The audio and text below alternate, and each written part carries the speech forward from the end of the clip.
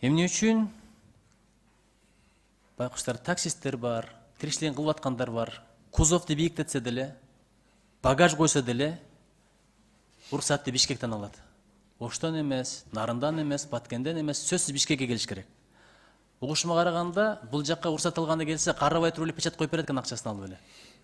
Эмне бул коррупциялык бир флагбы, акырбы? Эмне үчүн чара көрбөйсүздөр? Бул маселе мурда да айтылса керек эле.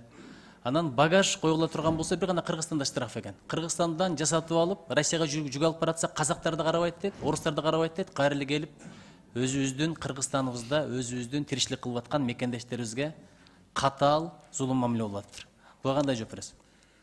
Биз азыр ушул маселе боюнча жерлерде, областтарда транспорттук башкармалыктарга мүмкүнчүлүктөрдү берген жатабыз. Мына азыр бүгүнкү күнү 2 айлык жүрүш кылып, ошол областтык транспорт башкармалыктарынын жерлерде аттестацияларды өткөзүп, ушул маселелерге азыр киришип атабыз.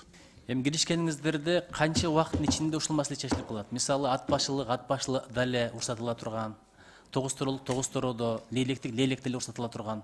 Элестетип көрүң, лейлектен бул жака атайын багажды бийиктетем же кузовду бийиктетем деп уруксат алганы келгенде.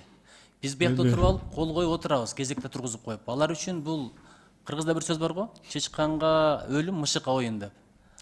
Качан ошол бир канча убакыт болуп калат? Мына киришип атабыз дедиңиз. Киришип атабыз дегенде 2 жылбы, 5 жылбы? Түшүндүм, ушул 1 айдын ичинде биз ушул маселени аягына чыгарганга мүмкүнчүлүгүбүз болот. Бүгүн канчанчы числону айтып койгулачы? 29 май.